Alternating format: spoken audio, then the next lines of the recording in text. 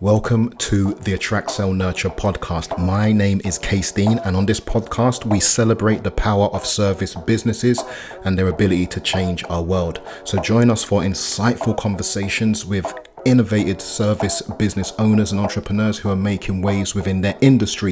We're going to delve into their experiences, their triumphs, their challenges, their inspirations, their motivations, and the difference that they are making in the lives of the people that they care about the most. So whether you're a business owner yourself or passionate about making an impact, this podcast is for you.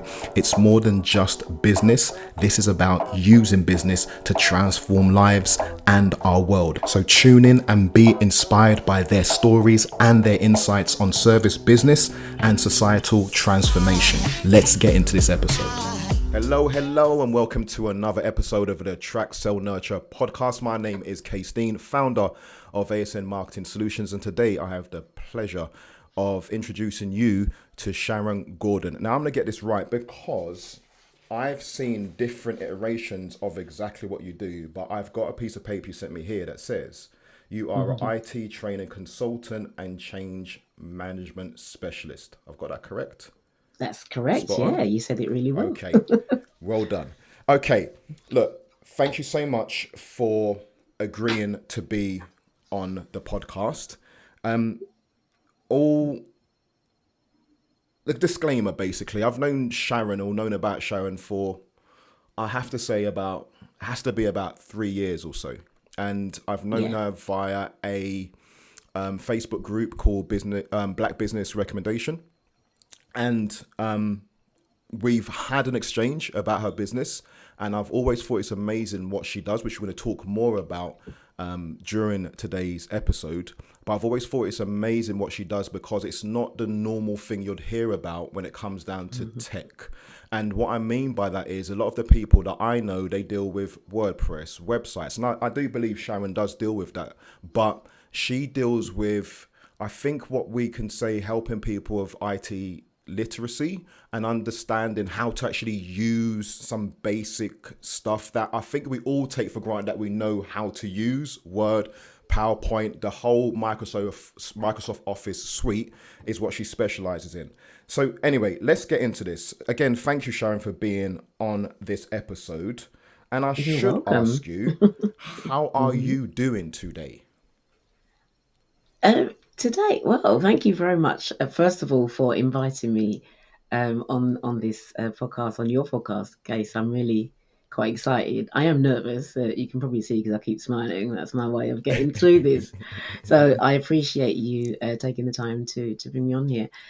I'm actually feeling really good today. I've done my meditation. I've done my Nice, exercise, and that nice. always sets me up for a good day. So I'm Same really here, good and looking forward to the same here. rest of the day. I've leaned well into the exercising within the last 3 years or so. I think that lockdown bit is when I really got into it. But I remember the first parts of doing that, and it was really like, oh my God, why? Ugh, especially when it got to winter. But then I had this other moment I got into, which was if I don't exercise, the rest of the day is not good at all. And I realized it, and I realized I actually have to do it. And like you've said, it just Right. sets me up right for the day. It does. It gets those endorphins going. It gets your feel good factor going. And it gives you, well, for me anyway, it gives me the energy to know that, this day's going to be, I'm going to rock this day. No matter what I did yesterday or last week, I'm going to rock today and it's going to be good for me and probably everybody else because my spirit, once I'm good, it's going to be transferred to anyone else. So I'll smile at strangers. I'll say hi to strangers in the street because I feel good and I'll just let it go there. I won't expect anything from them. I don't expect anything from them. But yeah, So just spreading the beautiful. good vibes. So, IT trainer, consultant, and change management specialist. I know that one would It's a have mouthful. come before the other, Yeah. and they're two related but separate things. Mm-hmm. What I want to do though is if you Mm-hmm. could take me back to when your business was created. And it's an interesting question because I Okay. know somebody who I spoke to recently who for them, because they've not had a paying client, they've not been in business. And I'm like, nah, as long as you've been given your knowledge and it's helped people, you've been in business. So for you, Uh-huh. When and why was your business created? Okay, my business was created back in, the company was incorporated, should I say, back in 2009. But it was incorporated. That was it, and it sat on the bench for a very, very long time.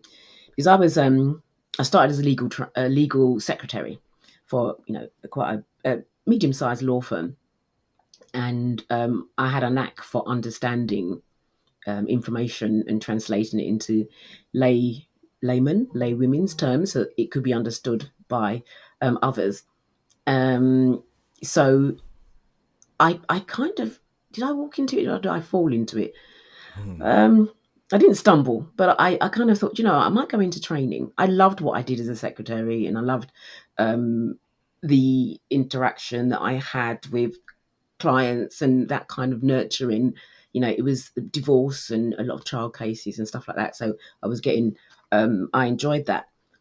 But I thought, okay, there's something else that I need to do here that I enjoy doing, and it's teaching people, it's showing people how to do something, getting them to understand it.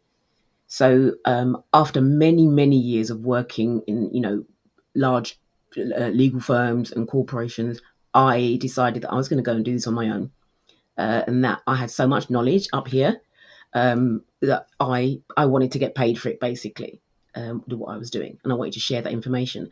But also at the back of that, at the end of that, I also wanted to be able to be in a situation where I could learn lots of new software be, because I was working at a place that had some software that I didn't know, but I knew that I could absorb it really quickly. Um, so that's what I did. So I left So a hold on, very hold on, hold on, good, hold on, hold on. well-paid. Let me take you, let me take you back. So I think there's there's a lot in there. So Okay, the first thing okay, is, uh, you're talking about being a legal secretary, and then you're talking about software. So and then you're talking about training. So there's a few things. I think the okay. first thing is, if I put myself in your shoes or try and imagine it, you were doing a job and you were asked to do something, and you're put in front of a piece of software, and Hmm. you were either told, "Don't ask me nothing, just get it done," or your Hmm. feeling was, "I'm not going to ask nothing, I'm just going to work it out." Tell me about that. What was going on there before you leaved into, I think other people might have been in a situation and I can help them with it. Okay, so there's a little chunk that I kind of might maybe missed out there. Right. Okay. So we'd go as secretaries, and the software in that day, it wasn't Microsoft. I can't remember what it was. It might have been IBM something something Amstrad something something way back. Amstrad, wow, Um, yeah. yeah. Don't say that too loud because then people start calculating my age. Um, so we go on little courses and present us. This is a new software that we're getting in the firm. You need to learn this. And my face was, wow, okay, let me at it.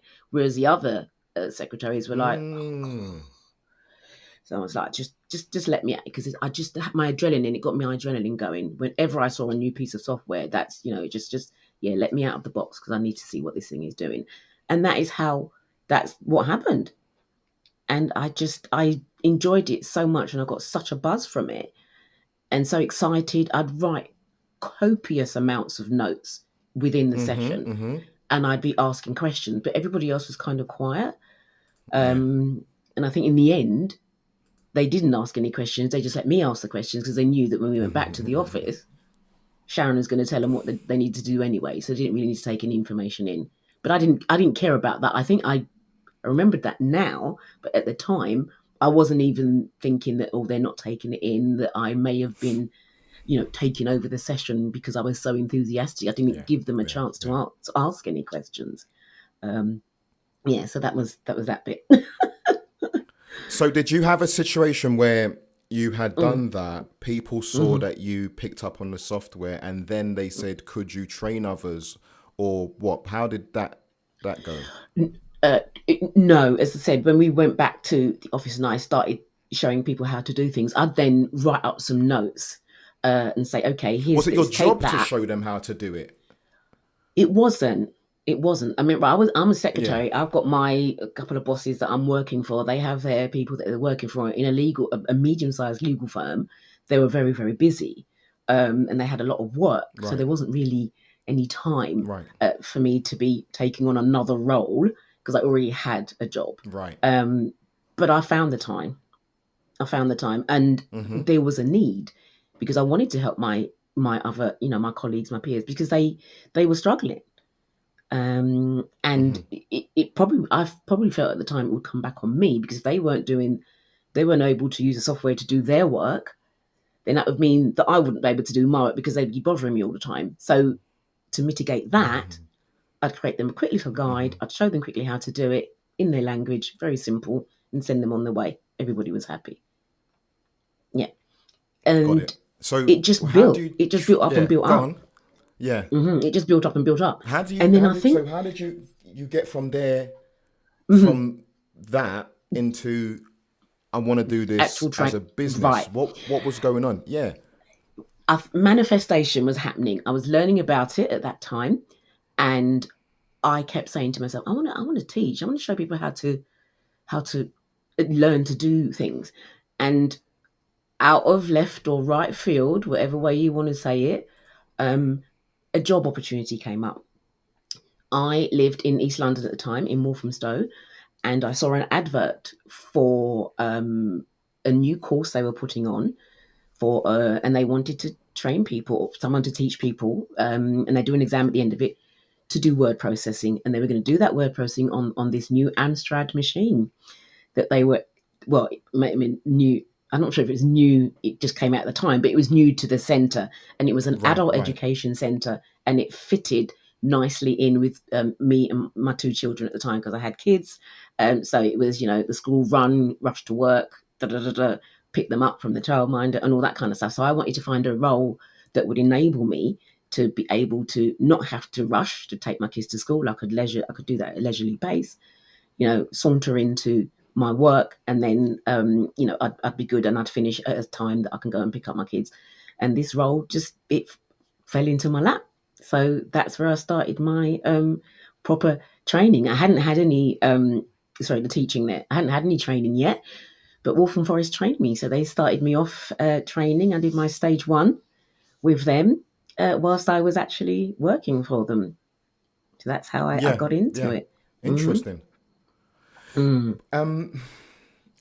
It feels like you mentioned about adult learning, and it feels like the focus has been more on adults than younger people. Is that true or not? At the beginning, yes, it was. It's just how it panned out. However, during my, I think it probably ended up to be about 13 years with Waltham Forest, that I actually had the Wow. opportunity again. Opportunities came from all over the place to work with schools within the East London area, and that was working with young children. And I think the youngest age was 6 years old, and they had some how can I say um, uh, I have to say contraption. It sounds like really complicated. That they had a little device that they wanted the children to use. Okay. This contraption. Contraption's a grown-up word, isn't it? They had a device that they wanted It the children depends. to The use. contraption just sounds like something that it was designed to do something and it just about did it. That's what contraption sounds like. Okay, yeah, okay. Let's not use that word. So there was a little device that they wanted the children to use, and I had to Right. show them how to do it. So I'd go into the school. Well, first of all, they was given a device. I learned how to use it very quickly, and then off I went into the school to show the children how they could use it. And yeah, we What started what from was the device for? oh gosh, guys, that's a question. Age and brain cells matter. Can't Of course. remember. I can't remember, but it was really quite straightforward. I think it was something to do with their And reading. they were 6 years old. They were the youngest age was 6 years old, um, and they would learn how to do that. And then I went up a little bit into not upper school, but primary. Primary. It was Okay. infants primary, and then yeah, we went into Yeah. to do Yeah.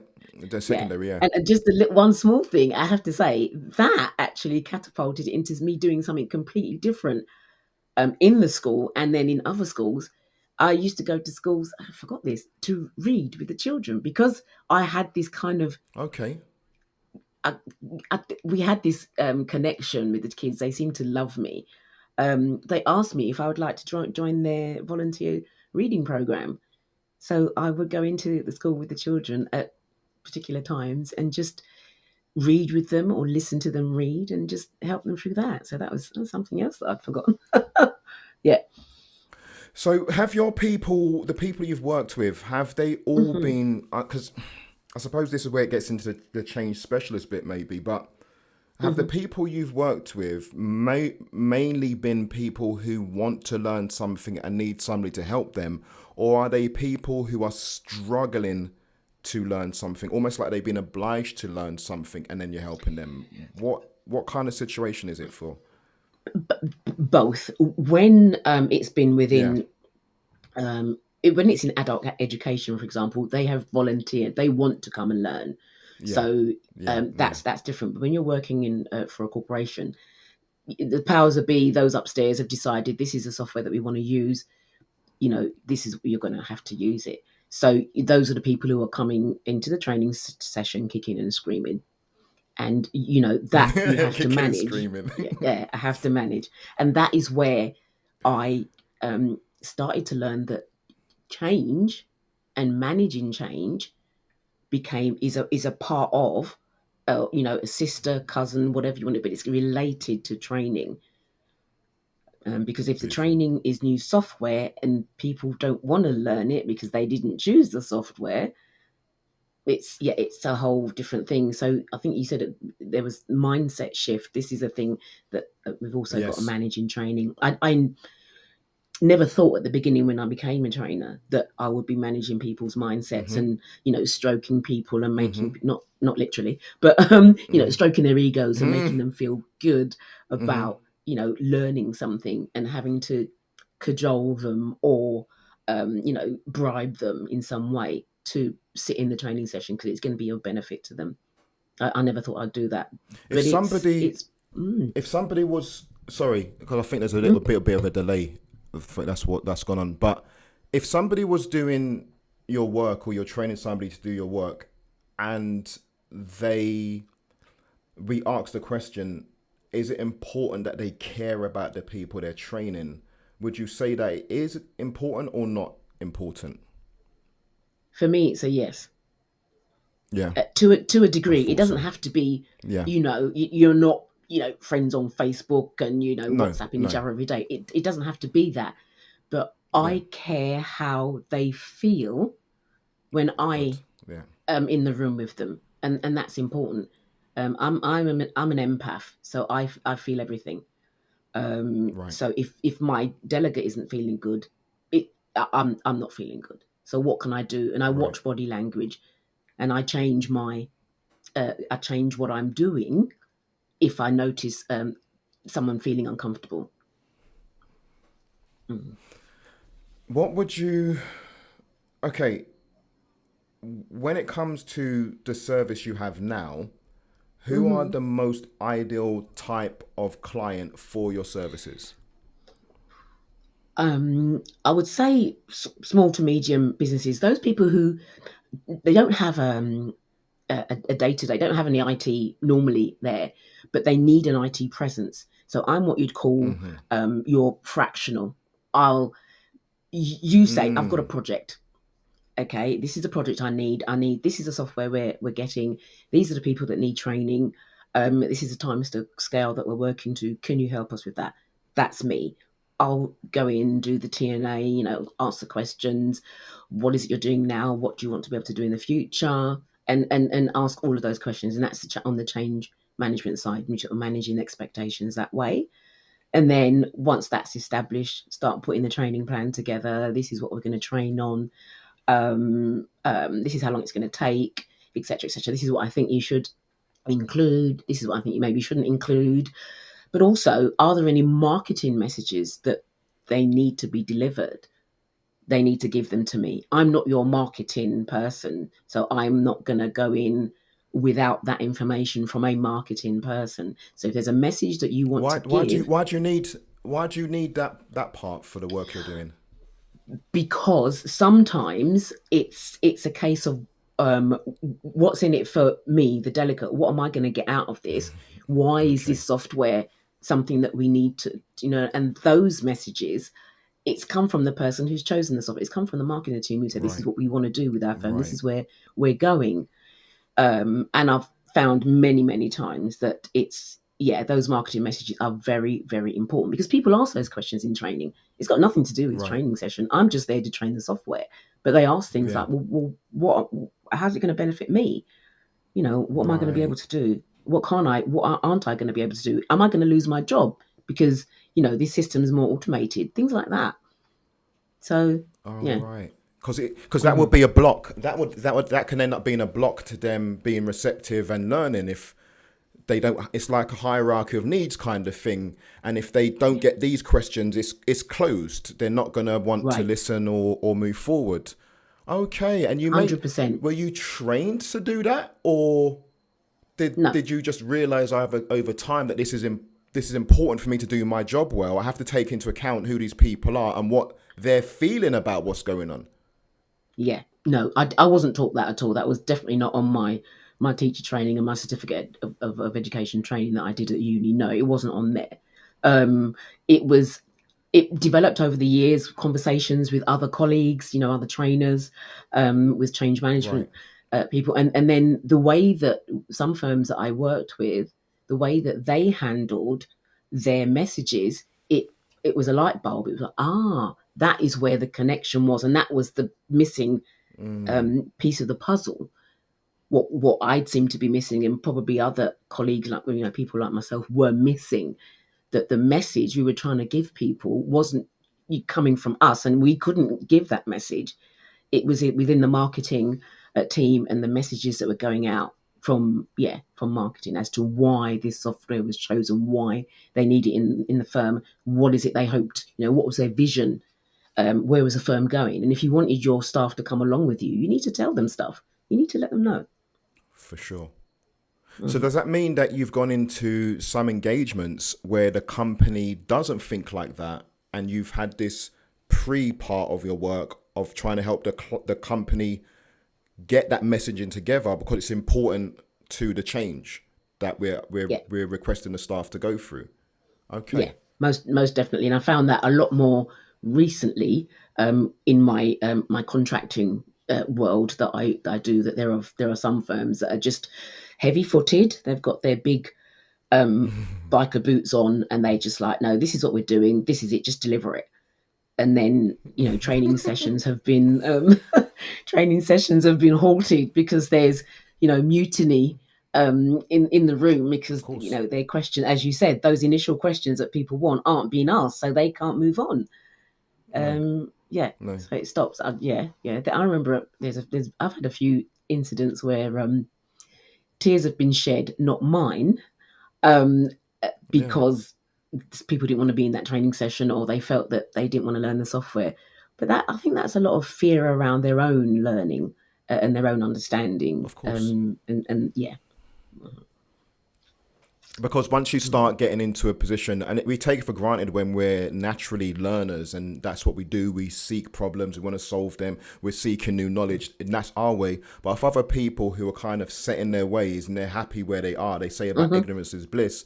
You can see how when they are forced, not that they search it, but they're forced to start learning, it's not even what they're learning that the problem is, it's these feelings of I'm going to fail, or I'm going to be crap, or I'm going to be seen to be, and all of these worries come out. So Mhm. yourself as a trainer, you've got to be not only aware of it, but it's like a subtext to the main thing we're doing, that we've also got to kind of work on this part of it as well, which can be something that the training, I can imagine, can spark in that person, Mhm. that may be something they need to learn about themselves just in general, but they've Mhm. learned about it. And through you, from what I've understood from you, you've kind of given them a safe, kind of comfortable way to explore that, and then look Mhm. into actually maybe learning more. Yeah. 100%, because that's, at the end of the day, that's what I want to do. I want you to be enthused about training, to be excited about training, and that you will ask and want for more. That's what I think the end goal is for me. Mm. Nice. Now, the document that you sent over with this information, I was looking at it today, and I came across on one page. This is not calling you out exactly, Okay. but kind of. On one page, I've got the word jargon, which I use in my training and talk to people a lot about making sure that they're not using jargon. And I've also got on this paper, on this page, layman terms, which is basically allow the jargon, just speak plainly so everybody can understand. But yet, Mm. I have read on your I am TAP and Moss certified, and I have Okay. my certificate of education and am COLF trained. So Oh can you gosh, tell did I put me? all that down? Because can you tell Oh me dear. what Yeah. is TAP, what is MOF, and what is COLF? Okay. TAP is a I can't remember. So TAP is a training qualification that I did. Oh gosh, what it stands for now, because I did it so many years ago. It's a training qualification Yeah. that I did when I was back working at one of the legal firms that I work for. Moss is Uh huh. now that I know, that's a Microsoft Office specialist. So within all of my roles, one of the things Okay. that they wanted to, when you need qualification, what qualifications have you got? How do you know what you do? So what the firms where I used to work, they would put me through um, examinations, and Microsoft was one at that time. So the Microsoft Office specialist, I had to learn, well, not learn, but really apply, answer questions and apply my knowledge to some questions that they, in an exam condition, 50 questions, I think in 50 minutes and stuff like that, and answer that. And at the end of that, I will get my Moss certification. So I've got a few of them, but I think I've let it slide a little bit. Naughty me. The last one I did, I think, was 2013. That's before, I think, Windows Mm-hmm. 10 kicked off. At that point, that might have been on Windows 7. At that point, so I have let it. I have let it slide a bit, but I'm still into Microsoft, and I still use the application, and I teach it because I enjoy it. So that was So that. what's COLF? COLF is a Certified Online Learning Facilitator. So that is basically Oh. learning how to run an online course, because it isn't the same as doing it in the Mm. classroom. No, no, No. no, no, no.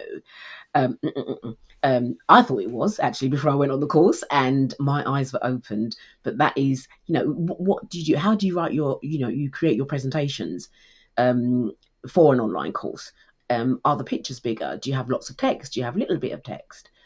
How do you know that your audience aren't, you know, eating their breakfast because the cameras are not on? How do you know that they're not checking their emails? So how to engage them, how to keep them engaged, what to do to keep your online Wow. audience engaged. So that was a brilliant course. I love it, and I incorporate it in all of my training, whether it's face to face or online. I think there are things, I took things from it, and have sort of built my own way of training, and that's one of the things that why I went into training, because I wanted to do it the way I wanted to do it. I didn't want to do it the way that everybody else did, because not that it wasn't boring, and I'm not being derogatory. It's just that I'm Sharon, and I do things my way, and I've seen results, For and I've sure. got results from it. So For that's what I'm sure. going to do. Hmm. That COLF Hmm. certification, that training sounds amazing. And working in the online world for as long as I have, Hmm. it almost, I hear that, and without sounding crazy, I almost think that if we were to regulate certain things, this would be an essential thing, because I think the idea that we can fire up a piece of software, hit record, or show a slide deck, Hmm. and then send that over to somebody and make them watch it, and it's an online course. It's Hmm. not that, and I know it's not that. I'm aware everything you've just talked about when it comes down to paying attention to how people learn. The length, I think, was another thing to do with the Hmm. length, when to change subjects. Like, it's a whole expertise. And I think there's a lot, again, when you were asking me earlier before we started recording, why do I do this? I think with the internet, there's quite a few roles that can be done online with software that it detracts away from the actual amount of skills, knowledge that you need to actually do the job. It's like anybody can do it.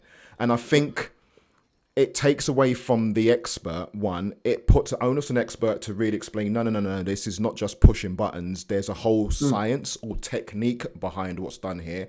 And I think Yeah. when it comes down to helping people, especially helping them learn or transition from one state to another, there is structure, there is an expertise, there are techniques that are founded in science that are used, but not everybody is, one, interested in learning those techniques or think that they're necessary, or two, is even aware that they exist. Because I've never heard about COLF before, but I'm definitely going to be checking that out after we finish today. But It's this brilliant. Yeah. sounds Yeah. super interesting and important to most of the people that I work with, who are consultants and coaches and do their work online and are at one point called upon to create content for others. And it's not Yeah. as simple as just put it together and publish it, right?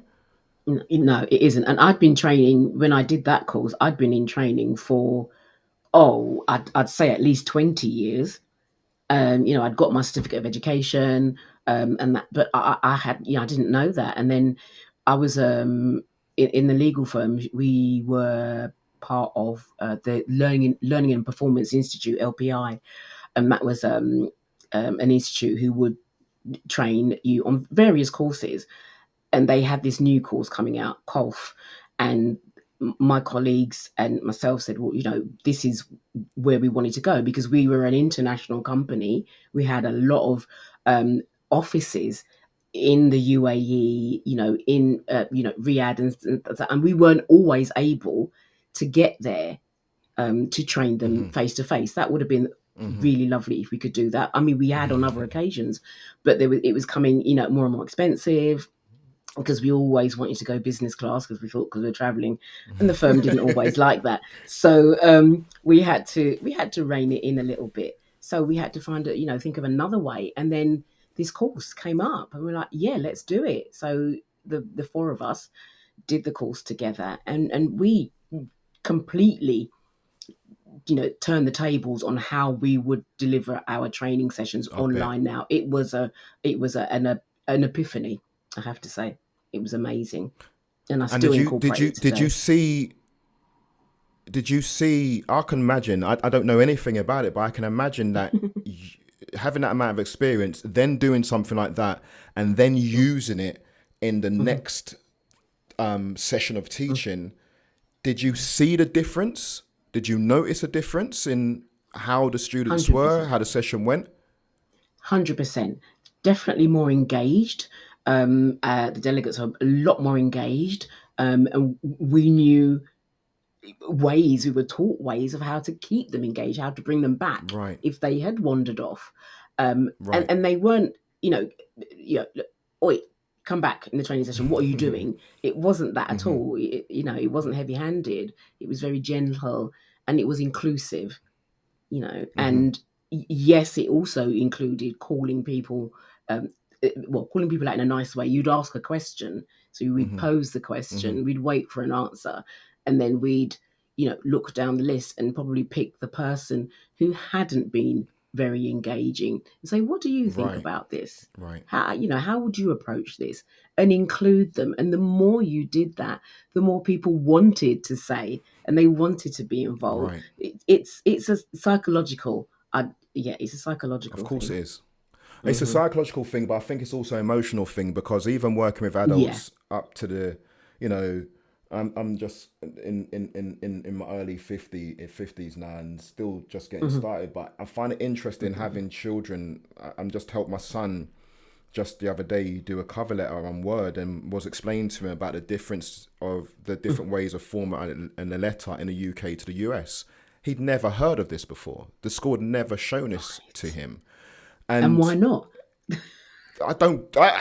it just doesn't make any sense because they're expecting them to do work experience, but they don't really help them do the cover letter anyway. Just as well, Hmm. he's got a tech dad. But the thing that I've noticed with his age, then a bit older, where his brother is at 20, there's this Mm. age where they can be a bit resistant, and it's almost like, of course I know that what you're telling me. But what I found interesting is that when you skip over that and you get to the adults can be very resistant because it's almost like not knowing is a failure as a failure. So if I Yeah. don't know something, I'm failing somehow. And it's something that gets programmed into us at some point. I think somewhere in school, but I found working with adults, I have to find a way to get them comfortable enough to realize not knowing is an opportunity.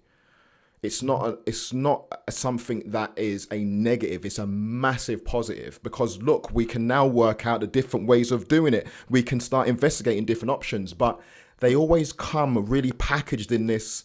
They're afraid to say what they don't know, and that No. leads them in certain situations to not want to interact because they don't want to give the wrong answer.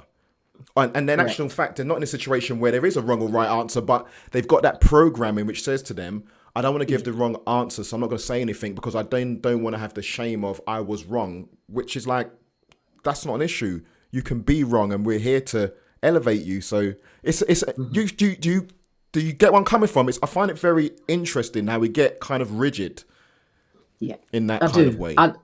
I completely understand what you say, and it is a case of listening. Listening is a very important um, um, attribute, I think, as a trainer, and because then you'll know how to approach a situation, how to deal with someone's um, fear of Right, learning or not speaking up. Because yeah, if I say right, something, it's going to be wrong, and then everybody's going to laugh at me. No, that's not how it works, and that's no, not the environment that I want my delegates to be in when they're training. no. Yeah, training should be fun. That's my thing. Fun is in my Right. is Yeah, in you've my you've is my got that mantra. down. You've got you put that down. What did I? I've read that somewhere. Oh, let me see. I've got Training this. should be fun and enjoyable, or something like that, I think. Yeah, yeah, yeah. Beautiful. I Yeah, love to read that. Okay, listen. Another question. Do you yeah. consider yourself a business owner or entrepreneur? Wow. Do you know?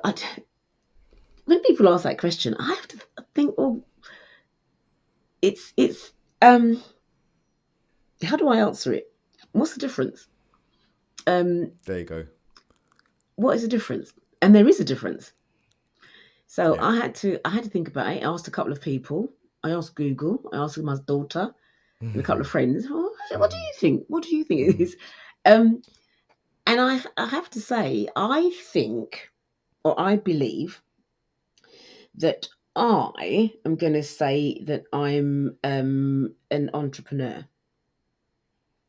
Yeah, that Okay. might change tomorrow. However, I think I'm an Go on. Tell entrepreneur. me. Tell me. And why? I'm Why? an Why? entre- Why an entrepreneur? I'm an entrepreneur because I decided that I wanted to do training in my way, and it wasn't Right.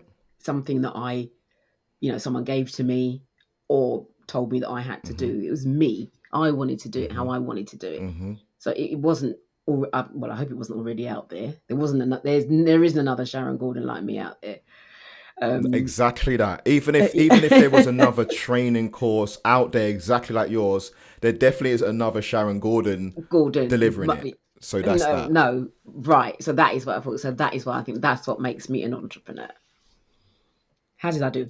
Nice. And I think that no, I don't know. Well, to be totally honest with you, Mm, it's funny because to ask this question, and I suppose it's important to why do I ask this question? I ask this question because I think mm, it's to do with the world around us and what an entrepreneur means. And an mm, entrepreneur, I think, to some people means that they're doing something innovative or different and so on and so forth.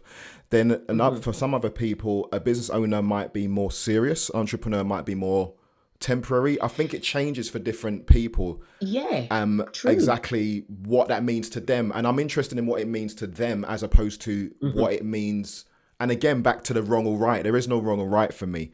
For me, when it comes down to being a business owner, entrepreneur, I would say that for me personally, I'm both. But I know that from the Hmm. entrepreneurial part of it, I apply that label because there is a certain amount of I've built something, sold it, helped other people do it because I was Hmm. scratching my own itch. And that meant that I was creating something, like you've just said, that didn't, for me, when I looked around, didn't exist. And Right. that's the entrepreneurial part. The other part of the entrepreneurial part, which for me is both for business owner, Hmm. if you've got an entrepreneurial mindset, is that the entrepreneur for me is somebody who is about finding and solving problems for not even themselves, Right. just like for a wider community. So I wouldn't say there's Yeah. a wrong or right way to answer it, but I can understand why you've said that and that how I explained that. If you were a Okay. fly on a wall, Uh-huh. overhearing a client talk about you, what is the Hmm. one thing you would love to hear them say about you? That I made them smile. Oh, nice. Um, Okay. yeah, that I made them smile, and that I understood what they needed, and I delivered. Hmm. Because you've got, at least with the corporate, you've got two sets of clients, right? You've got Yeah. the person that wrote the check who's sending you in to teach these other people. Yeah. But then you've got these people, like you've said, who may or may not have even wanted this to be happening to them in the first place. And they can Yeah. have conflicting Absolutely. wants, needs, aspirations Actions, for all of the what's above. happening at the moment. And right, but these are Mm. two sets of clients for you, really. Yeah, No? you Do could you you see it could like say that? that. Yeah, Or, actually, yeah, you could, and it's sometimes they are completely separate, and sometimes they are connected. Yeah, right. yeah, that's a good analogy. How did you decide on your business name? Oh, my Now, business name. I get the SG part. That's kind of Okay, was straightforward. that obvious? Okay, I can't work out the rest of That's it. kind of straightforward. But the When rest of it, the webcraft, that's always I've always been intrigued, very curious about. Yeah. you're not the Webcraft only one. is it's there's something there where it's not just, yeah, that'll do. There's something really deep behind that for me. Webcraft. So what is that about? How did that What do you what did think you it's choose about? it? The thing is that it's difficult for me to see webcraft without seeing witchcraft. I'm gonna go through it. I'm gonna go through it. Right. Let just give me a moment. It's I difficult asked you for the me question. Certainly, go for it. right. I can't.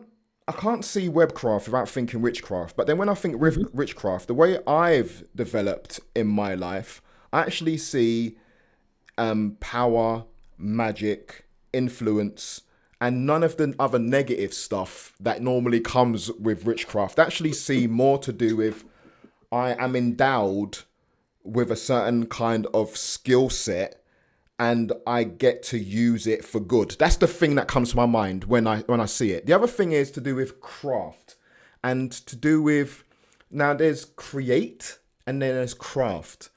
Now, the thing about craft for me, when I see it as a word, is craft seems to have something more soulful to its thing when it's building something, as opposed to create is just like put that with that and done.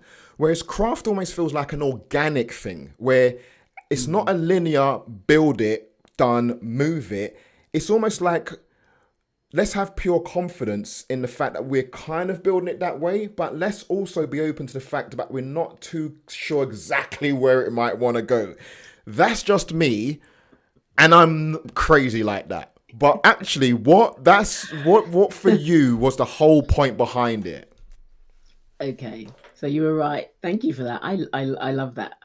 The SG, yeah, of my initials. Um, the web part was because at the time that I went into working, for myself and my business, I was dabbling in, HTML and helping people. I wasn't designing websites, but I was helping people to update their websites, which meant that I had to Okay. learn some software to be able to update their website. So I'd learnt the HTML, that bit. And then it said, oh, could you help me to do that? Okay, so that's what I was doing. So I thought, all web is all webby stuff. The craft bit, you're exactly spot on with that one. I didn't want creator or anything else. None of the words that I came up at the time fitted. They didn't sit well with me. But then I heard the word craft popped into my head, and that was like, oh, okay, I'm feeling that. So a weird story, but a true story. So that's where it came from. And you are right about the witchcraft. Whenever I speak to people, or when I, they ask me the name of my firm, and I say it's SG WebCraft, and then a lot of people do say, "Oh, was that witchcraft?" And the automatic, when you get the text that it does the automatic captions for you, it always Yes. puts witchcraft. Defaults to witchcraft. It defaults to witchcraft. Absolutely. But that's where the name comes And from. what's your fault? What's your unique. fault? What's your fault behind? No, not your fault behind it. Sorry. What do you respond to people when they?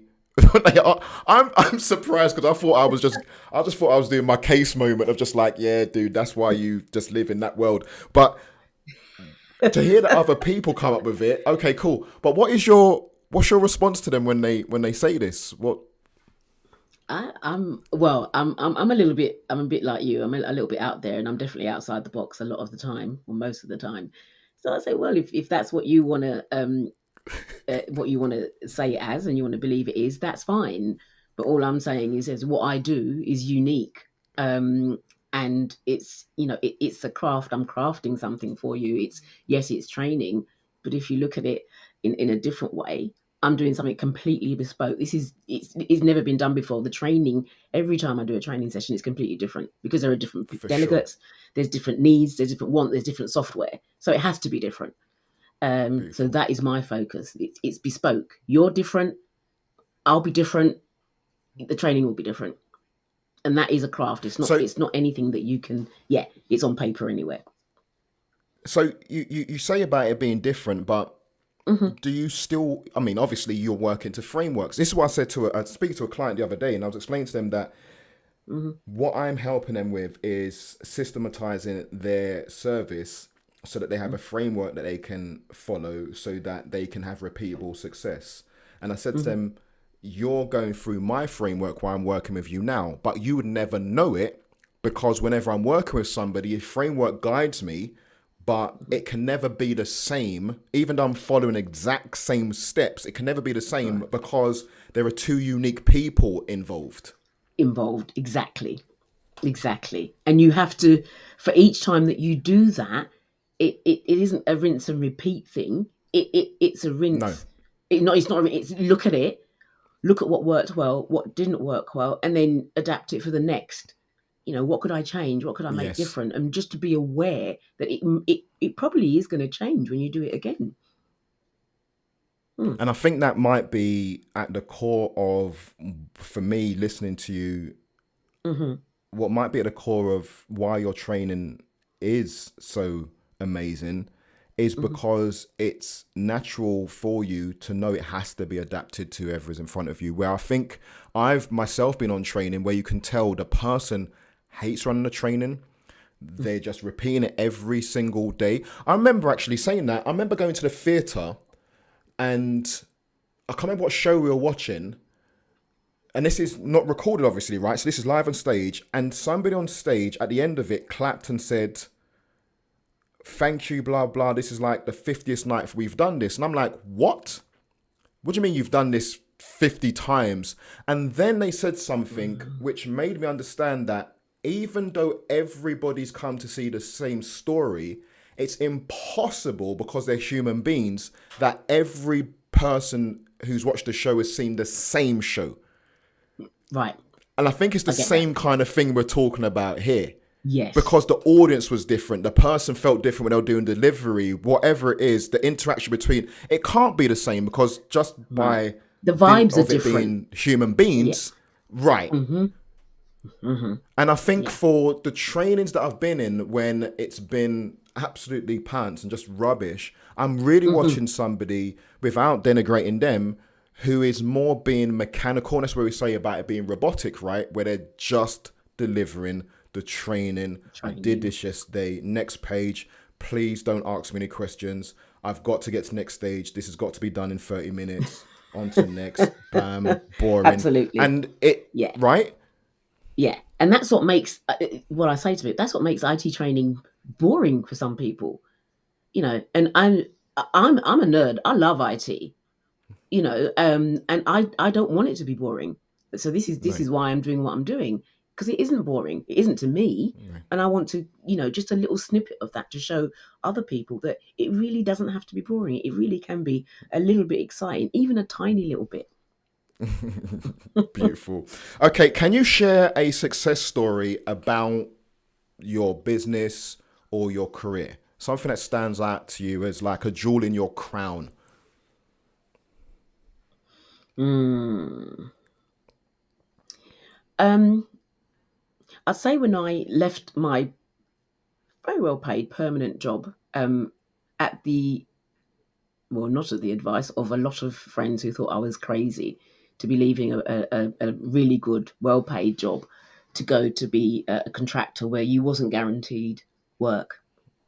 For sure. But I had to give 3 months' notice, I believe. And in that 3 months, I signed on with a few agencies. And before I left, I was offered, I think it was two very, very good contracts at two other large law firms. So that was done it. Was that for And you? Was that for you a validation of your choice and yeah, your skill set and what was to come? yeah, 100%. Because it sounds like It was, you had a few, if not a lot, of naysayers around you, and that's always a difficult position to be in. Back to the whole thing about being an entrepreneur. An entrepreneur also seems to be charting a course, at least for them personally, that is not being set ahead of time by somebody else. So when you are following somebody else's path, they're just saying, step in my footsteps. But as an entrepreneur, you're kind of stepping out and not knowing what yeah, comes next. And it's I think, a unique sense of confidence, which can ebb and flow, but just keeps moving you forward. And speaking to people just recently about naysayers and how it can shake them to the core, that people who they trust and respect are kind of saying, nah, it's never going to work. But they do it anyway. anyway, exactly, which is what I did, because it took me a long time to get to the point to say I'm actually going to do it. It must have been a good 4 years that I was thinking about it, talking about it, and I noticed every time I said it, I got slapped down. You don't want to do that. This is a really good job. You're good at what you do, blah blah. And I don't know what their why they were doing that or what they were going to get out of it. But in the end, I just woke up one morning. I thought I've got to do this for myself, because I'll only regret it. So I left that job and I went off to on my first contract in another major law firm, and they renewed my contract twice to stay with them.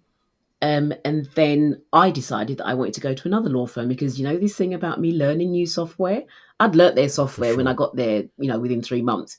So the fact that I was there a year later wasn't serving me any purpose, because I knew how to use their software and I'd got what I wanted to get out of it. So I wanted to move on. So I found myself another contract, and I continued doing that for how long have I been doing it now? 5, 6 years.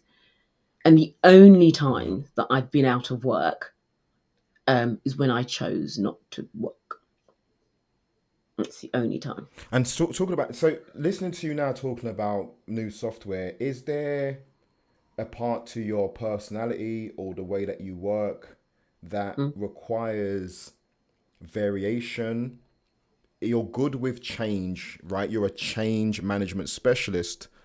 Mhm. So, but you also sound like somebody who seeks out change, right? You're helping people who don't want to change Yeah, with the change, but it sounds like your person, and again, back to the document you sent me, your bio, you've yeah. got talk there about going to different places and eating at different restaurants and going to network events and meeting new people and making new friends. There's a lot of new.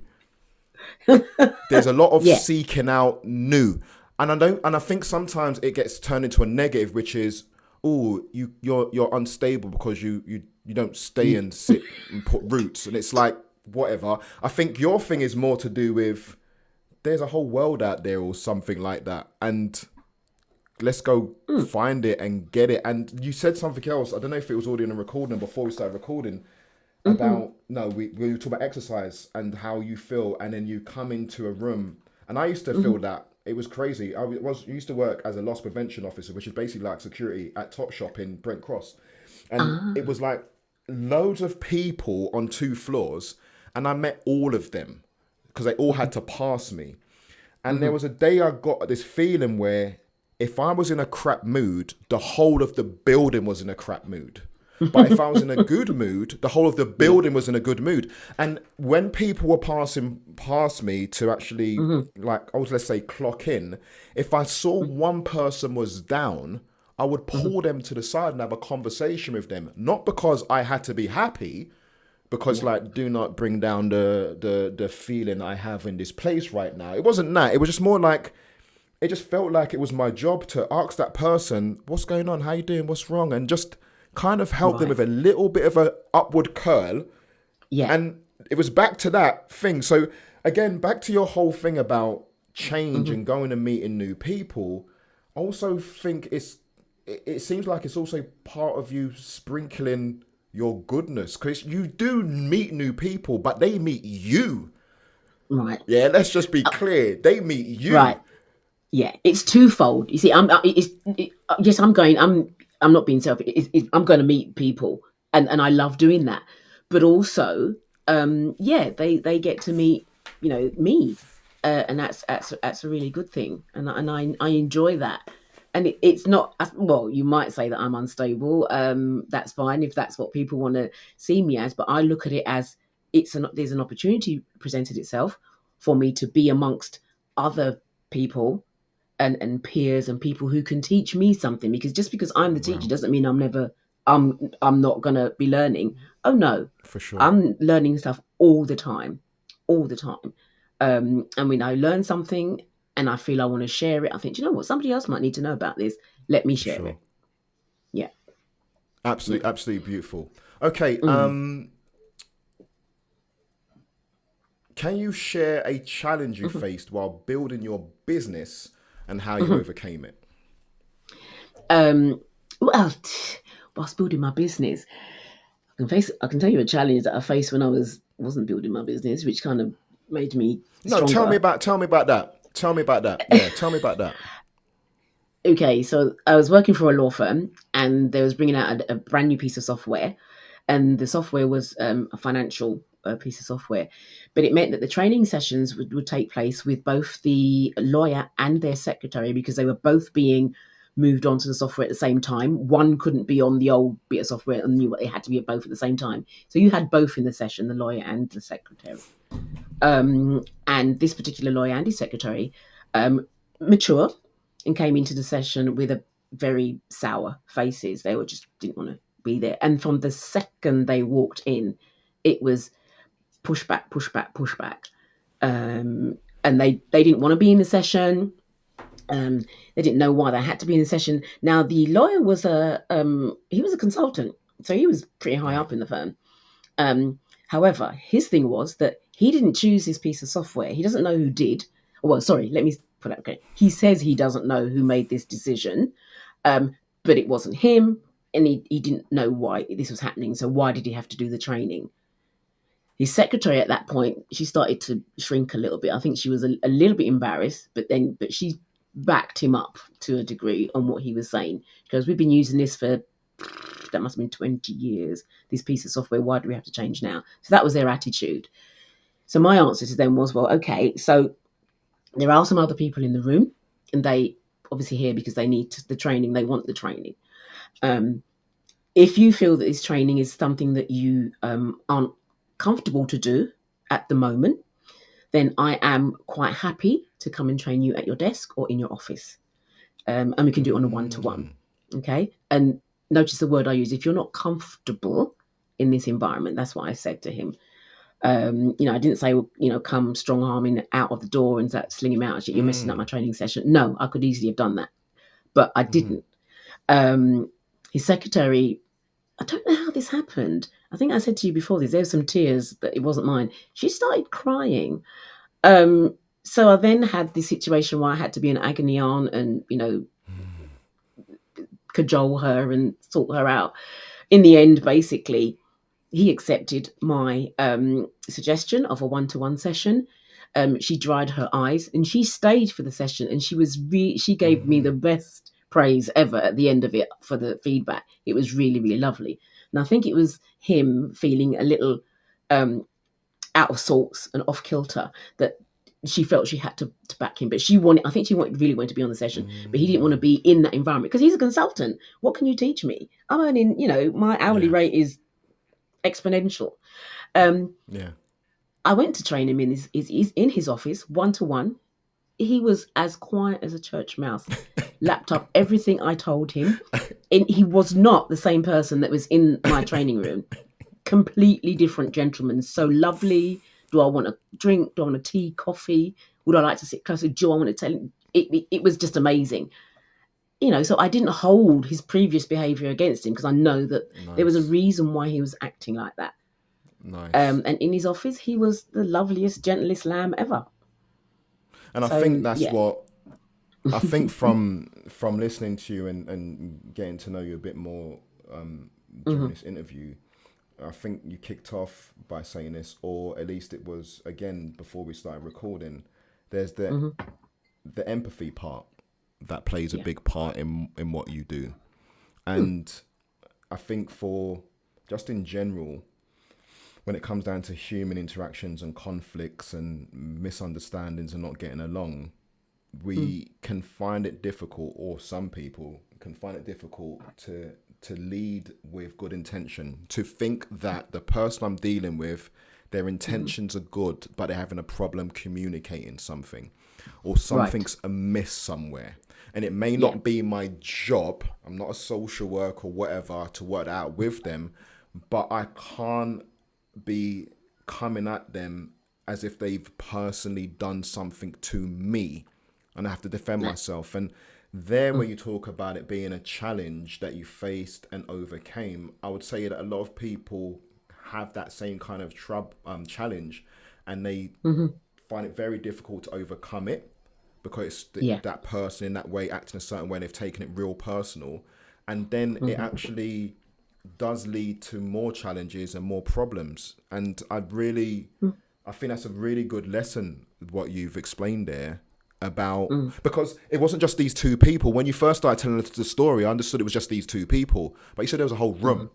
So there was a Yeah. lot to manage as far as people's needs were concerned.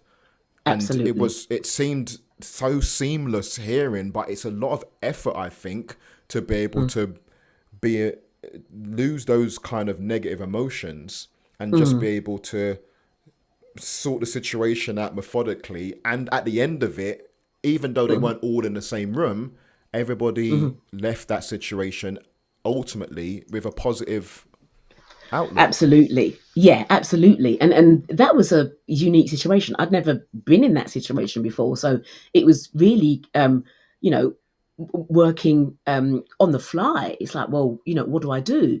Normally, I get, if someone is challenging me that way, you tend to get on the defensive. It's like, well, For sure. what are you saying? Previous or other situations, I've said, well, look, you're not in your office now, you're in my training room, and this is how we do things in my training room. And if you aren't able to come within that remit, then yeah, let's do it on another day when you're feeling a little bit more accepting, maybe. So I had to learn Ah, those beautiful. terms, so that I could work with people, because I can be quite feisty. If For you sure. you push me, I'm going to push back. But in Right. my training role, I can't do that. No. It would be my job on the line. It would be my income on the line. So I've had to learn to temper that within that environment, and learn phrases that are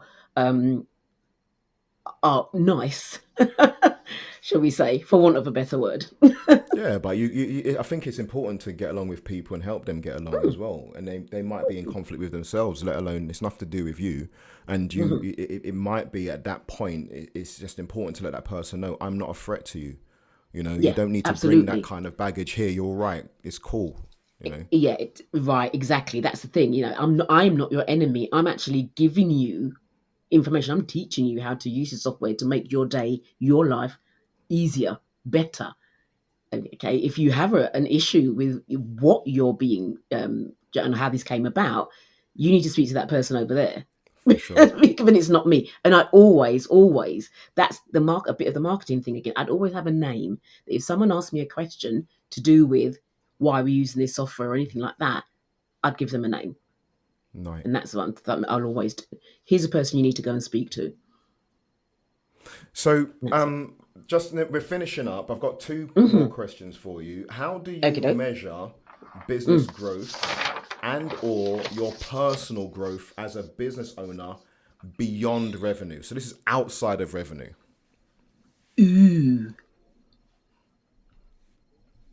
When For my business growth, it's when someone says to me, "Oh, the light bulb went on." I think that's the usual phrase I hear. The light bulb went on when I was telling them or showing them something. I thought, "Oh, why have I not known this? Why did I not know this before?"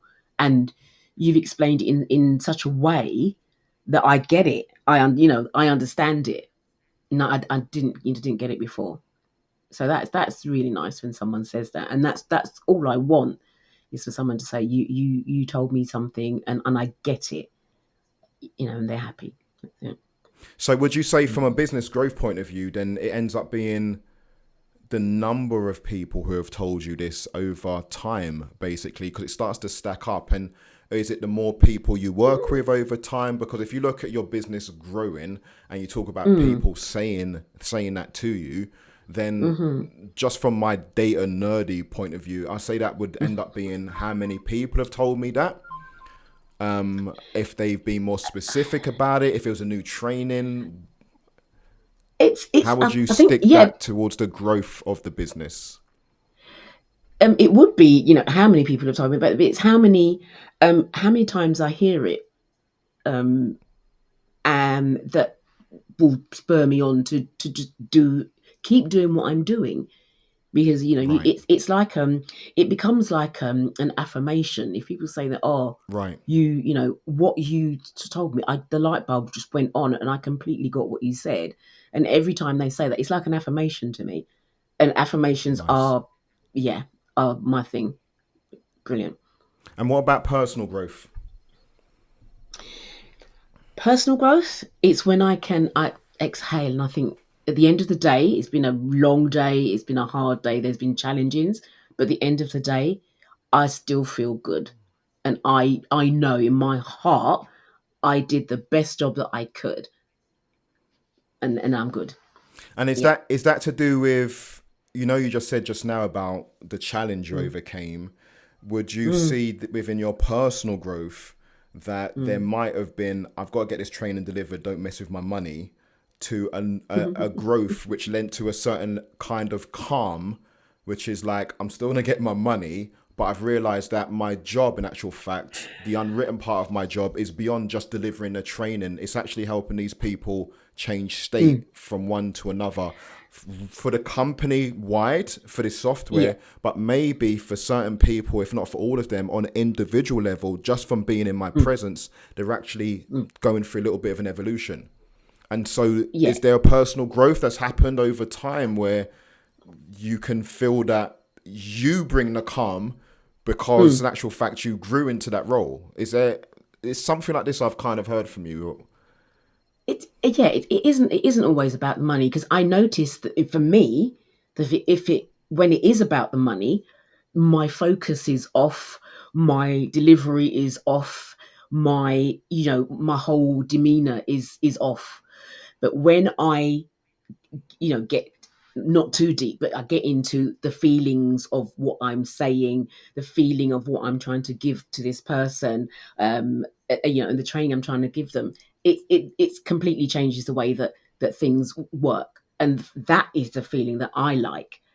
So I tend to put aside the money bit, because that, yeah, it changes your whole being, your whole manner. Yeah.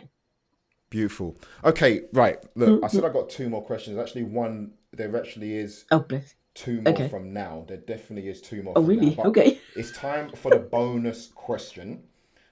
There's a time Oh for the gosh, bonus there's a question, bonus? and I Really? need you. There's a bonus Okay. question. That's why, you know what I mean? When people don't read emails. But anyway, there's a bonus question, and the you need to pick a number between 1 and 18. Okay. Don't think about it. I'm going to pick 18 because that's the date of my birthday. Interesting. Okay, let's go. What have we got here? Mm-hmm.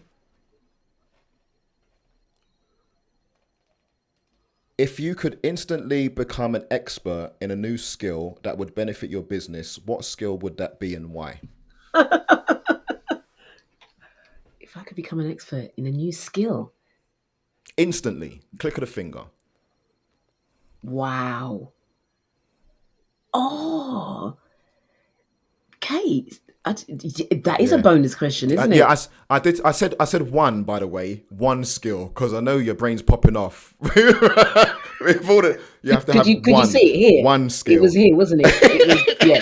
It was bulging. I thought I could have masked it. Um. Oh, I think read their minds before they Really? come into the training session. Read Yeah. whose mind exactly? Really? The, And the, how would that benefit your business if you could do that? because then I'd know what sessions to put together for their training, and my training sessions would be all the time. Ah, That's wow. that's Yeah, you know, that's my way out there thinking. That's sorry. no, It no, doesn't always cool. I work though, totally get but it. yeah. No, I totally get it. No, no, but that I think is testament to how much you Hmm. want the training to work for them. Because if you knew what they're Hmm. thinking, and actually you're getting to the point of knowing more about in detail what they need, Hmm. in which Hmm. way they need it, and you deliver exactly that, Yeah. that's actually a beautiful answer. Yeah, because Really. people don't always tell you what they need or For what they sure. want. They'll tell you what they think you want to hear Yeah. that they want, Yeah. but that is not the crux of the matter. That's not the little, that's not the nugget. Right. Yeah. Oh, Sharon, I knew it's not like it's been so long, but I knew, and you know what the Um, thing is, and thank you for posting your website, yeah. because that was what put you on the map again. And if I may, just from my point of view, Yeah. and from my expertise within marketing, Mm, and I know, trust me, I know because I work with people, and it's not about you becoming a marketer and having a whole new job to do, but mm. I really want to see more from you, just out there. Just really, I just think when you spoke about your website, it was nice to see. And speaking to you today, I think people can learn so much from you. And I think Okay. there is a certain Mm-hmm. amount of your time, if I Mm-hmm. may, that should be spent just once in a while letting Mm-hmm. people know what you do and where they can find out more about how you can help them. I think that's super Okay. important. So let's not Okay. even put it under a big banner of marketing per se, but I do No. think you have a responsibility to let people know. Yeah. I'm going to do my bit with the publishing of this episode, because Yeah. really it's been Okay. absolute joy hearing from you, and it's a lot more you brought. I've understood a lot more about what you do on a deeper level, and it's interesting about job titles because Mm. the job title never gives what the person like you does justice. It never does justice to what you do. And No. there is some Yeah. kind of magical crafting going on in there when you're dealing with people. And at the core, and again, you're very indicative of the kind of person I want to speak to every single time, because at the core of what Mm. you do are the people you're Mm-hmm. helping. Yeah. And you've changed yourself and learnt new things to just make it all right for them. And I think from service business providers, like you've said, Yeah. when you put money aside and you focus on that, it becomes a beautiful thing. So thank you so It much. does. Okay, before we finish up, on that Okay. note, Mm-hmm. where if people wanted to find out more about you, about working Mm-hmm. with you, more about what you do, hire you, whatever it is, where Mm-hmm. should they go? Well, I've my new website up, which is www.sgwebcraft.co.uk. It's my new baby, which I didn't do. I farmed it out because I didn't have the time for that. I wanted to concentrate more on the For sure. bits in it, the courses and stuff like that. So I For gave that sure. away. But it's there. I've got some new courses going on, which I've just uploaded to there. So they're Excel, a couple of Excel, the way that I do Excel. So there's a Right. beginner course, for want of a better phrase. There's a beginner course, and there's a little bit of a deeper course there. I'm working on a couple more courses at the moment, but you will find them all on my website. Um, I'm also collaborating with other learning institutes as well. So that's something that's coming up. And then you'll be able to learn about that on my website. But you can find me on LinkedIn. I'm posting on there often, for want of a better word. I'm on Nice. Facebook. I'm part of the Black Business Recommendation crew. So I'm there, which is where we met. Um, so I'm part of that. And I've got a presence on Instagram as well. So you can find me on the socials. Perfecto. And if it's not Sharon SG or SG WebCraft, it's either of those two, and you'll be able to find me there. Mm-hmm. Perfect. So I've got your links, so I will put them in the Yep. show notes for Okie today's doke. episode. Thank you again, Sharon. Really, really just a highlight of my day speaking with you. It's been Oh. absolute joy speaking with you. I Really. have to say though, Case, Okay, it's you think it's the highlight of your go. day, but this has been the highlight of my day and my week to actually be on this. It really, really has. This is my second podcast, but this one was You were saying, yeah. it's just amazing. I was still nervous at the beginning of it, but I thank you very much for the invitation, and I'm really glad that I followed through and did it. Perfect. Thank you so much. Okay, Thank thank you you. so much for joining us on this episode of Attract, Sell, Nurture podcast. I look forward to seeing you on the next one. Have a great day. Thank you for tuning in to this episode. This podcast is for anyone who is passionate about making a difference through their work and wants to learn from others doing exactly the same. It's about the journey of creating a service business that not only generates revenue, but also contributes to the betterment of lives and the world around us. So if you are someone who has a story to tell, someone who is making waves in your field, or someone who has unique insights on the synergy between service businesses and societal transformation, I would love to hear from you. I'm always seeking amazing guests to feature on this show. So if you or someone you know fits this description, please apply via the link in the comments or the show notes of this episode.